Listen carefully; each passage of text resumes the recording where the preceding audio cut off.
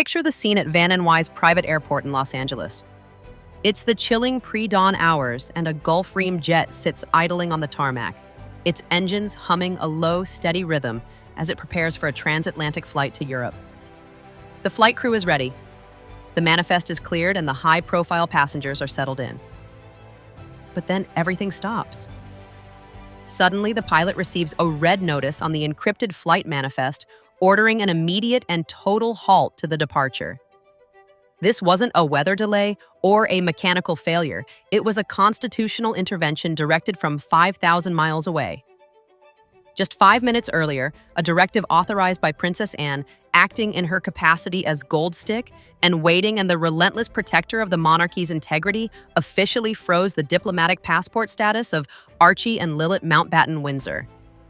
The children who once held the golden ticket of sovereign protection have been effectively downgraded in the blink of an eye.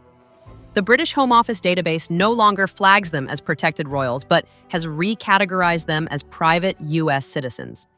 This is not a clerical error.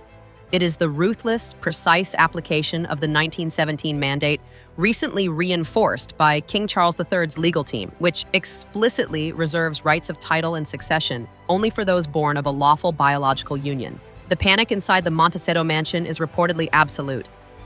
For years, the Sussexes relied on the ambiguity of their status to float above the rules. But the quiet removal of the children's names from the royal website was merely the warning shot. This is the strike. The discovery of a Delaware money trail, a web of payments for medical services that allegedly bypassed royal protocol, has forced the palace's hand. Prince Harry is left devastated, realizing that the diplomatic shield he thought would protect his children forever has been shattered by his own family's adherence to the law. The crown is done waiting. Stay with us because the evidence that triggered this freeze is about to be revealed. But that wasn't the whole story, as the catalyst for this constitutional earthquake did not occur in a courtroom or a parliamentary hearing. It happened amidst the clinking of crystal glasses at a discreet high-stakes political fundraiser in Montecito. It was early January, and the air inside the sprawling estate was thick with the scent of expensive perfume and the hushed tones of Hollywood's power brokers. Meghan Markle, seated at the head of a table filled with media strategists and political donors, appeared to be in her element. She was no longer just a duchess in exile. She was holding court. However, comfort often breeds complacency. And in a moment of unguarded arrogance, she uttered 12 words that would travel faster than light back to Buckingham Palace. During an off-their-ord chat, Meghan reportedly leaned in and made a direct, unflattering comparison between her son and the future King of England. "Archie has more spark than George," she said, her voice carrying over the lull in conversation. "He was made for the spotlight." To the uninitiated, this might have passed as standard maternal pride.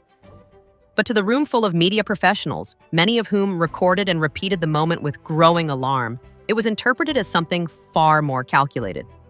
It was, as one insider later put it, a provocation wrapped in vanity.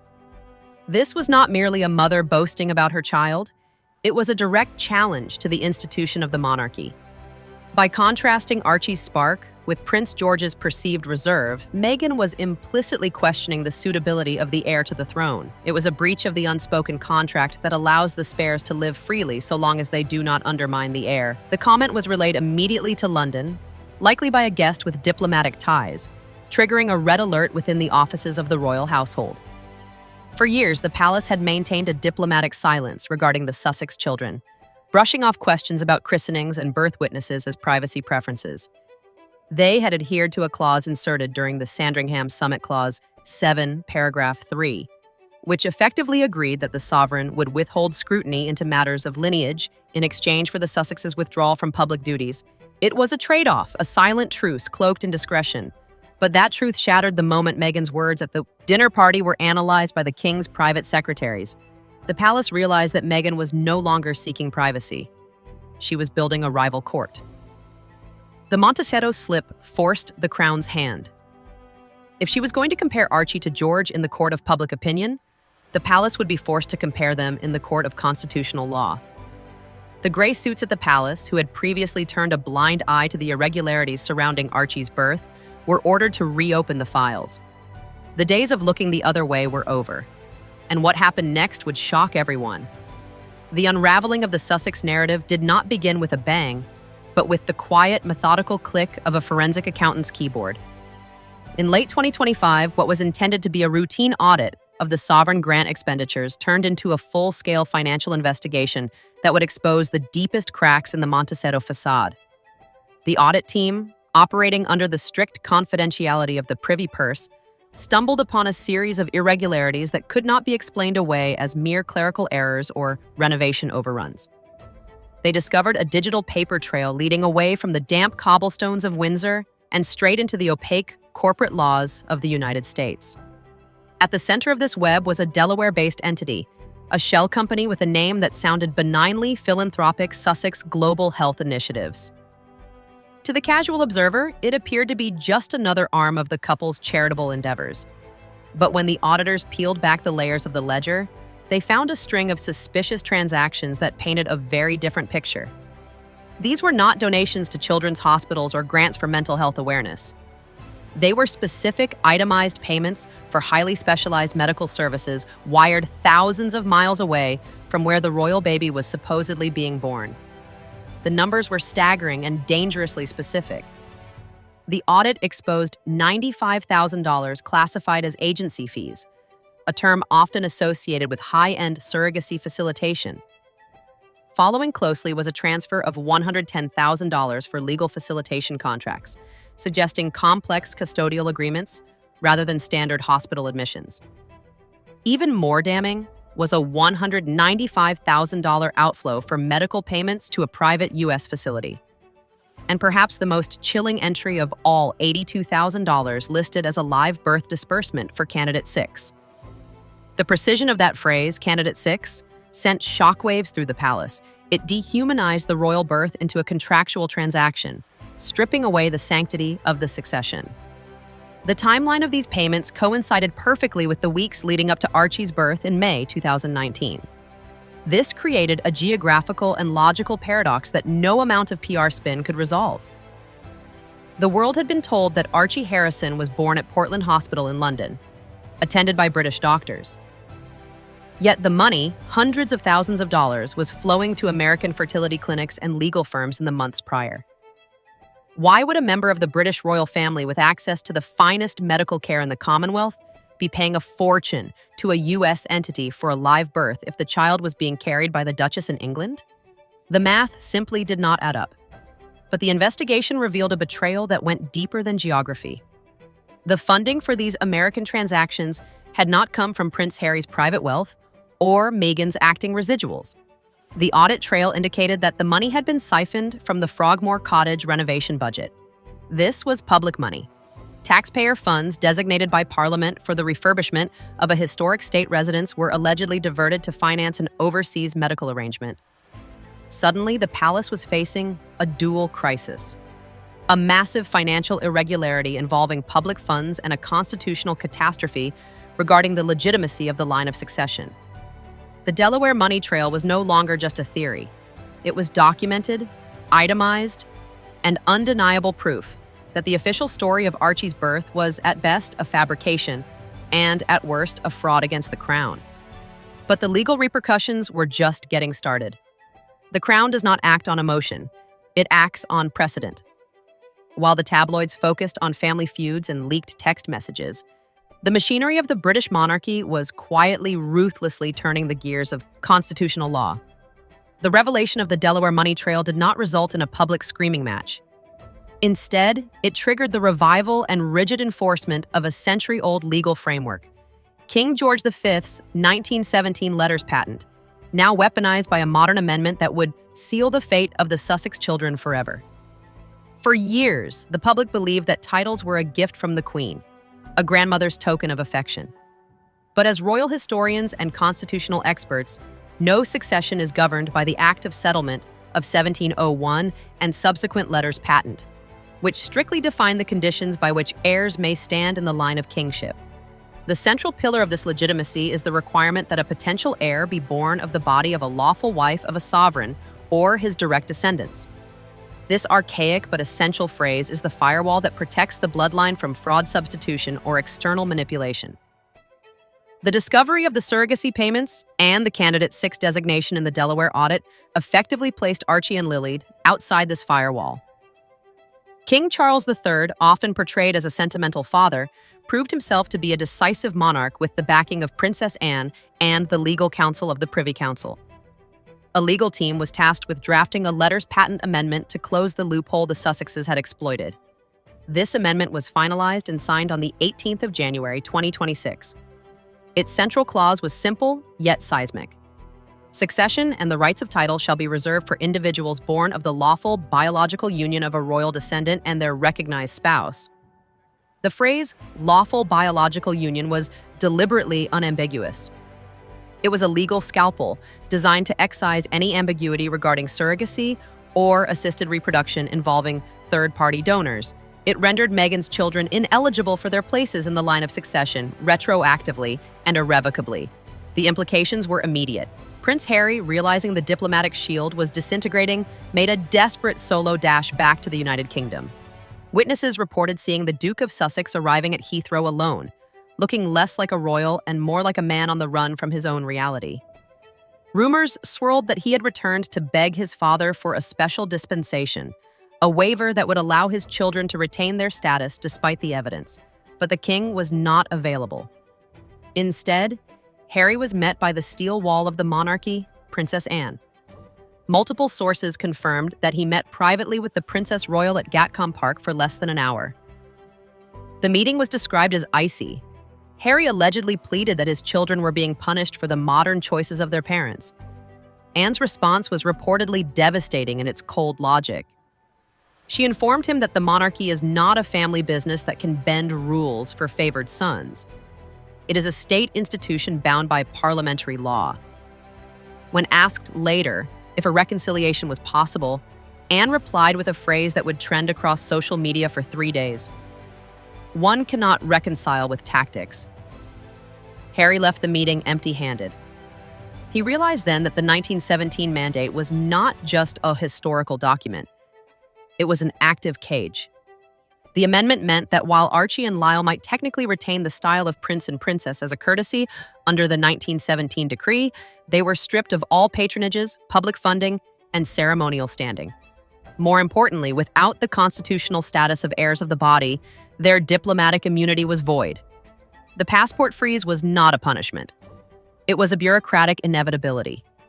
The king had not acted out of malice. He had simply allowed the law to take its course, leaving Harry to explain to his wife why their children were now in the eyes of the crown merely American citizens with fancy names. But Montecito wasn't ready to go quietly into the night. If the legal freezing of passports and the exposure of the Delaware money trail were the hammer blows from London, what happened next was the desperate flailing retaliation from Montecito.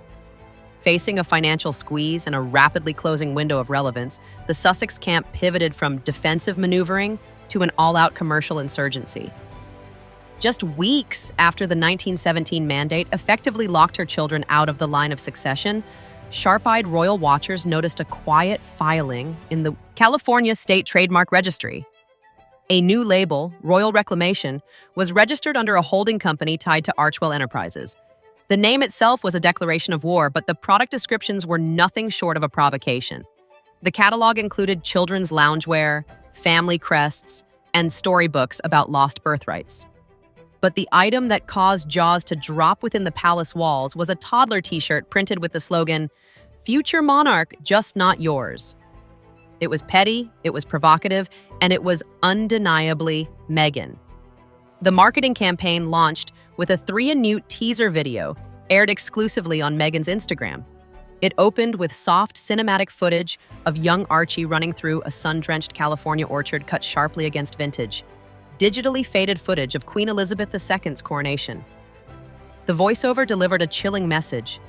Royal blood doesn't fade, it fights back. Inside Buckingham Palace, the mood shifted from concern to calm fury.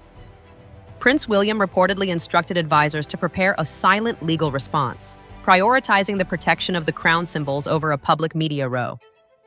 However, it was Princess Catherine who identified the most disturbing detail in the lineup.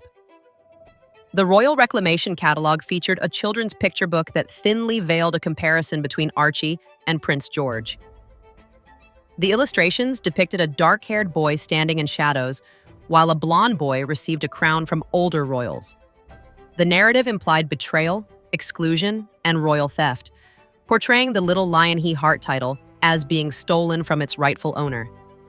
For Catherine, a mother fiercely protective of her children's privacy and destiny, this weaponization of George's image crossed a sacred line. But the true disaster, the moment the brand turned from controversial to toxic, occurred during a live stream event intended to legitimize the venture. In a final attempt to pivot the narrative and generate liquid capital, Meghan hosted a charity auction titled A Future for Archie and Lilette. She appeared in a flowing white dress seated beside a mahogany table, showcasing what were billed as royal heirlooms and baby memorabilia. The atmosphere was awkward, the engagement forced. Then came the item that broke the internet. Viewers noticed that one of the tiaras up for auction bore a striking resemblance to the miniature coronet given to Princess Charlotte during her first state banquet. Internet sleuths immediately began comparing photos, and accusations flew in the chat. Was this a replica? Was it a stolen gift? Or was she deliberately blurring the lines to suggest a continuity that didn't exist?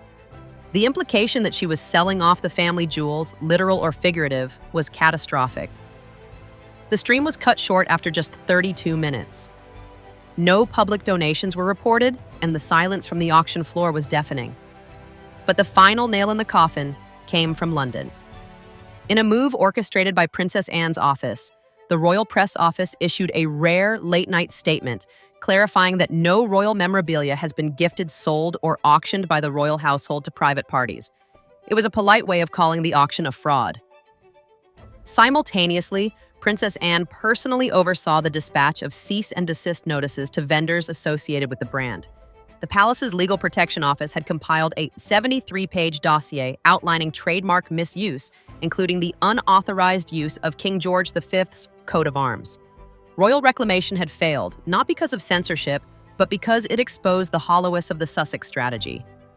They were trying to sell a legacy they had voluntarily abandoned, and the world was no longer buying. And just when you thought it couldn't get any more intense, the silent enforcer stepped in. While the chaotic energy of the royal reclamation failure was still reverberating through the American tabloids, a very different kind of power was being demonstrated across the Atlantic. The contrast could not have been more stark.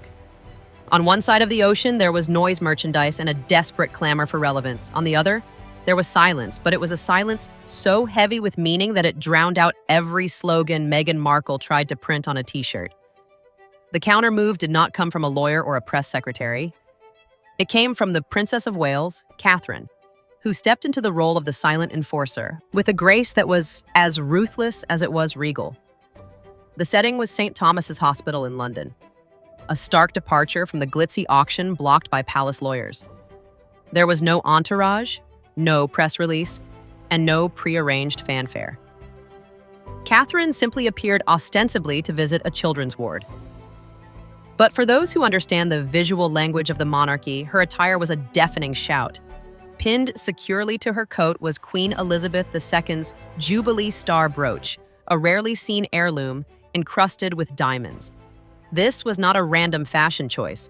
In the lexicon of royal jewelry, this specific piece is reserved strictly for monarchs or their direct successors. By wearing it, Catherine was doing something the late Queen was famous for letting the details speak. The placement of the jewel was deliberate, pinned beside a dark navy sash representing the Royal Victorian Order, signifying not just honor, but hereditary trust. Lady Vera Montagu, a former royal dresser, noted the significance immediately. She didn't need to say anything. That brooch said it all. George is the heir. The message was a direct, piercing arrow aimed at Meghan's future monarch marketing campaign. While Meghan was trying to sell the idea of a stolen birthright on toddler clothing, Catherine was wearing the physical embodiment of the succession. She was reminding the world that the crown is not a brand to be reclaimed. It is a burden to be inherited. The public picked up on the symbolism instantly. Across social media platforms, the hashtag #ChosenHeir began to trend, eclipsing the Sussex's own campaign tags within 48 hours. But the silent enforcer did not stop at symbolism. That same week, excerpts from a private interview with respected royal chronicler Eloise Moran were published in the Sunday Times under the headline, "The Making of a Future Queen." Buried in the third column was a quote from Catherine that struck at the very heart of the Sussex narrative. "Every child deserves love," she said, "but not every child is destined to lead." She continued with a tone described by aides as ice-cold regal, stating that the path to the throne isn't granted by emotion or drama, but is carved by service. The optical defeat of the Sussexes was cemented by a single, candid moment captured during the hospital visit. Cameras caught Catherine crouching beside a 6-year-old cancer patient, gently adjusting the boy's toy crown. She whispered something that made him smile, displaying a natural, unforced maternal instinct that stood in brutal contrast to the accusations of a cold monarchy. The impact was immediate. For the first time in weeks, Meghan was no longer the main story. Catherine was. The imagery of the Princess of Wales wearing the Queen's brooch and tending to a sick child reinforced a simple, devastating truth. One mother was speaking of exclusion and selling merchandise while the other was showing succession in motion. Catherine had drawn a line in the sand without raising her voice. She had protected her son, Prince George, not by engaging in a mudslinging contest, but by elevating the standard of what it means to be royal. The message to Montecito was clear. You can print all the t-shirts you want, but you cannot manufacture majesty. And that led to the final chilling revelation.